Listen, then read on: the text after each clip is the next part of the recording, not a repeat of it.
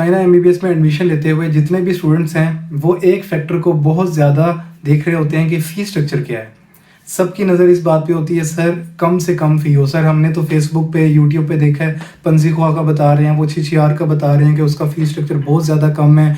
8 से 9 लाख रुपए में आपका कंप्लीट ईयर हो जाता है, जिसमें आपका हॉस्टल फ़ी भी अंदर है, ट्यूशन फ़ी भी है, हर एक चीज़ उसके अंदर है। कंप्लीट आपका जो फ़ी पैकेज है वो 8 से 9 लाख रुपए, और आप इससे ज़्यादा कोई एक्सपेंस नहीं है।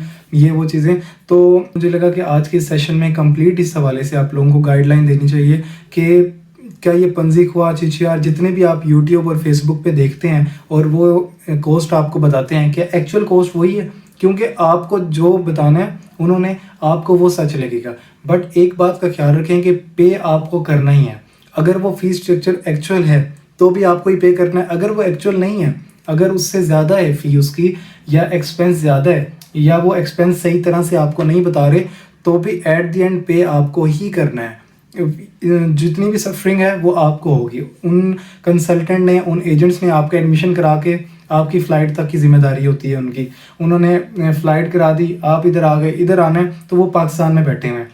उनका इस चीज़ से कोई नहीं लेना देना कि आपके साथ यहाँ आके क्या होता है। आपके जो 8 से 9 लाख वो बता रहे होते हैं पंजीखुआ का, छिछियार का, क्या वाकई ये फ़ी पैकेज अगर नहीं होगा तो एट द एंड भरना आपने है या नहीं है।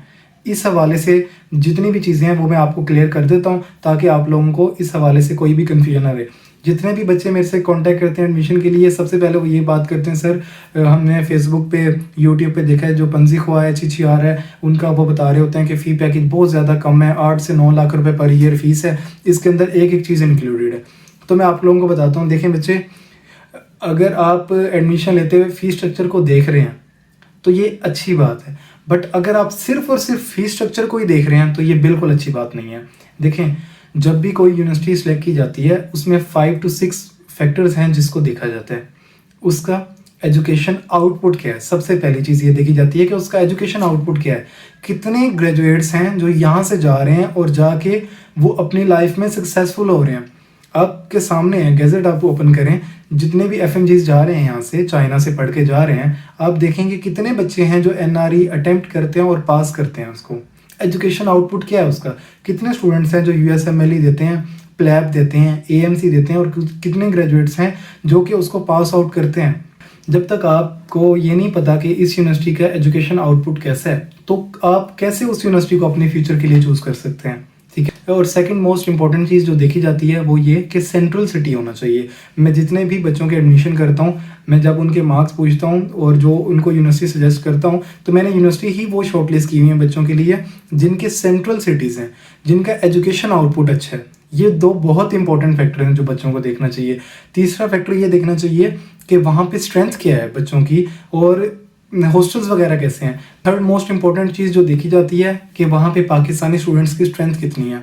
मैं बच्चों को ये रिकमेंड करता हूँ कि जितनी भी यूनिवर्सिटीज़ मैंने शॉर्टलिस्ट की हुई हैं, मैं ये देखता हूँ कि बहुत ज़्यादा भी स्ट्रेंथ नहीं होनी चाहिए, बहुत कम भी नहीं होनी चाहिए। जब बहुत ज़्यादा स्ट्रेंथ होती है तब भी प्रॉब्लम्स होती हैं, ठीक है। अलग अलग नेचर के बच्चे होते हैं, फिर जितना बड़ा बैच होता जाता है यूनिवर्सिटी के लिए हैंडलिंग उतनी ज़्यादा मुश्किल होती जाती है, और छोटी छोटी चीज़ों पे प्रॉब्लम्स क्रिएट होती हैं उस बैच में, ठीक है। तो बहुत ज़्यादा स्ट्रेंथ नहीं होनी चाहिए, बहुत कम भी नहीं होनी चाहिए। एक आइडियल स्ट्रेंथ होनी चाहिए, मीन्स 70 to 100 के दरमियान स्टूडेंट्स होने चाहिए पाकिस्तान से उस यूनिवर्सिटी में, बस ये इनफ है, ठीक है। जो फोर्थ मेन इंपॉर्टेंट चीज़ जो देखी जाती है कि उस यूनिवर्सिटी के हॉस्टल्स कैसे हैं, क्या वहाँ पे हॉस्टल्स की क्वालिटी उस तरह की है जिस तरह की होने चाहिए। मैं अपने हॉस्टल्स की वीडियो भेजूंगा, अगर किसी बच्चे को इस चीज़ का, वो पंजीखुआ या छिछियार को जो बच्चे प्रेफर कर रहे हैं, वो अपने हॉस्टल्स की भी वीडियो मुझे भेजें और मैं भी अपने हॉस्टल की वीडियोस उनके साथ शेयर करूँगा। तो वो देखेंगे कि ये जो पंजीखुआ और छिछियार और जितने भी आपको ये यूनिवर्सिटीज़ आपको बता रहे होते हैं, इनकी मैनेजमेंट इतनी ख़राब हो गई हुई है कि जितने भी स्टूडेंट जिनसे मैं रिव्यू लेता हूँ जो वहाँ पे स्टडी कर रहे हैं, वो ये कहते हैं कि सर हमें माफ़ी देते हैं, हमारा तो दिल करता है हमारी डिग्री कंप्लीट हो और हम पाकिस्तान चले जाएं। ये जितने भी एजेंट्स आपको सब्ज़ बाग दिखा रहे होते हैं कि 9 से 10 लाख या 8 से 9 लाख रुपए में आपका कंप्लीट ईयर गुजर जाएगा, ये बिल्कुल गलत बात है। ये second year to fifth year की फ़ी है जो आपको वो बता रहे होते हैं। फर्स्ट ईयर की कॉस्ट हमेशा ज़्यादा होती है। आप जिस भी यूनिवर्सिटी को सिलेक्ट करेंगे उसमें आपने पहले साल में एडमिशन फ़ी होती है, पहले साल में आपके जितने भी एक्सपेंस हैं वो फर्स्ट ईयर में इंक्लूडेड होते हैं। मीन्स के वीज़ा के चार्जेस, एक एक चीज़, सर्विस चार्जेस, मैनेजमेंट चार्जेस, जितनी भी चीज़ें हैं वो फर्स्ट ईयर पैकेज में इंक्लूडेड होती हैं। वो क्या करते हैं कि बच्चे को कैप्चर करते हैं, बच्चे को स्टूडेंट अटेंशन गेन करते हैं, ये कह के कि 8 से 9 लाख फ़ी है। जब आप प्री एडमिशन लेटर की फ़ी दे देते हैं, जब ये आप सब कुछ पे कर देते हैं, तो आपकी मजबूरी है उसको प्रोसीड करना, आप नहीं छोड़ सकते। अगर आपने और मोस्टली वो 2000 RMB फ़ी ले रहे हैं। हालांकि 90% जितनी भी यूनिवर्सिटीज़ हैं चाइना में, उन सब की जो प्री एडमिशन लेटर की फ़ी है वो 1000 RMB है। सिर्फ 10% यूनिवर्सिटीज़ ऐसी हैं जिनकी 2000 RMB है, वो भी इसलिए क्योंकि वो स्कॉलरशिप बहुत ज़्यादा ऑफर करती हैं और फर्स्ट ईयर में ही ऑफर करती हैं। बट ये जितने भी यूनिवर्सिटीज़ बता रहे होते हैं विदाउट स्कॉलरशिप, इनकी फ़ी 1000 RMB होती है, इससे ज़्यादा बिल्कुल नहीं है। ठीक है, तो आप लोग इन चीज़ों से बाहर निकलें। फ़ी स्ट्रक्चर को देखना अच्छी बात है, बट सिर्फ फ़ी स्ट्रक्चर देखना और बाकी किसी चीज़ को ना देखना कि वहाँ पे हॉस्टल कैसे हैं, वहाँ की एजुकेशन आउटपुट कैसी है, वहाँ पे स्टूडेंट्स की स्ट्रेंथ क्या है। बस आप इधर आएँ और 200-250 बच्चे एक ही बिल्डिंग में भरे हुए हैं पाकिस्तानी, तो आप लोगों को फिर आइडिया हो जाएगा कि आप कहाँ पे आ गए हैं। ठीक है, एक स्टैंडर्ड वाली जगह पे स्टडी करना, एक स्टैंडर्ड वाली जगह पे रहना, ये सब स्टूडेंट के लिए बहुत ज़्यादा ज़रूरी होता है। क्योंकि MBBS में जब आप स्टडी करते हैं तो आपको पीस ऑफ माइंड चाहिए होता है, आपको एक अच्छी लाइफ चाहिए होती है, क्योंकि बहुत ज़्यादा आपने स्टडी करनी है।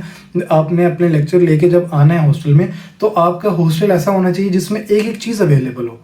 ठीक है, मेरे जितने भी हॉस्टल्स हैं हमारे यहाँ के, proper LEDs, proper beds, mattress, air condition, attach bath, proper heating system, जितनी भी चीज़ें हैं, सेल्फ कबर्ड, स्टडी टेबल्स, एक एक चीज़ जितने भी हैं हॉस्टल में हमें प्रोवाइडेड है। ठीक है, तो मैं जितने भी एडमिशन कराता हूँ बच्चों के, ऐसी यूनिवर्सिटी में कराता हूँ जिसमें ये सारे फैक्टर्स अवेलेबल होने चाहिए।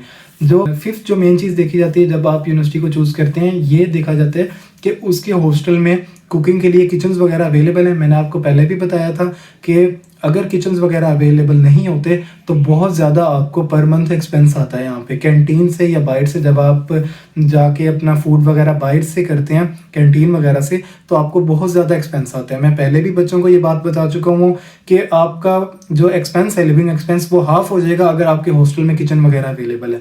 तो ये सब फैक्टर्स हैं जो देखे जाते हैं। सिर्फ और सिर्फ ये देखना कि 7 से 8 लाख या 9 से 10 लाख फ़ी है, ये बहुत गलत बात है। आप अपने फ्यूचर के साथ गलत कर रहे हैं अगर आप सिर्फ इन फैक्टर्स को देख रहे हैं। और एक बात मैं आपको और भी बहुत ज़्यादा क्लियर कर दूं कि ये जितने भी फीस स्ट्रक्चर हैं सब यूनिवर्सिटी के इतने ही हैं। अगर ये आपको बताते हैं और आपकी अटेंशन गेन करते हैं तो ये बहुत गलत बात है, क्योंकि ये फ़ीस सबकी इतनी है। But second year to fifth year की फ़ी है। फर्स्ट ईयर की जितनी भी अच्छी यूनिवर्सिटीज़ होंगी, एटलीस्ट जो कॉस्ट आपको आती है वो 12 से 13 लाख के दरमियान आती है फर्स्ट ईयर की कॉस्ट।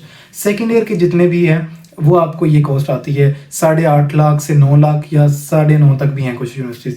तो ये जो आपको कॉस्ट बता के आपकी टेंशन गेन कर रहे होते हैं और आप लोगों फिर ये भी नहीं देखते कि आप उसको अगर काउंटर वेरीफाई नहीं करते, जितने भी फैक्टर्स इंपॉर्टेंट हैं उनको नहीं देखते और आप प्रोसीड कर लेते हैं, तो फिर आपको यूनिवर्सिटी पहुंच के आइडिया होता है कि क्या हुआ है। और जब आप एक दफ़ा रजिस्टर हो जाते हैं, जब सारा कुछ हो जाता है, आप पे कर चुके होते हैं, तो नो वे बैक, आपके लिए कोई रास्ता नहीं है वापसी जाने का। ठीक है, तो आप लोग इन चीज़ों को पहले से ध्यान में रखें।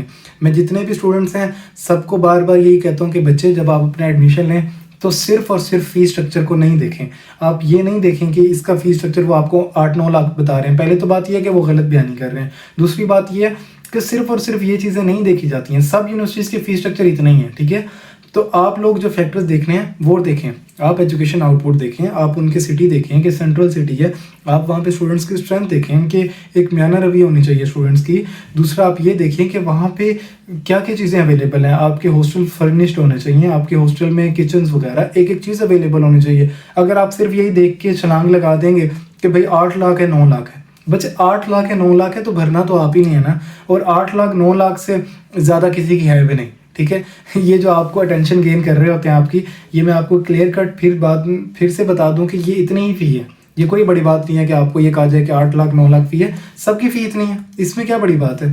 तो बच्चों को यही कहता हूँ कि जब आप MBBS के लिए यूनिवर्सिटी चूज़ करते हैं तो आप अपने फ्यूचर के लिए प्लानिंग कर रहे होते हैं।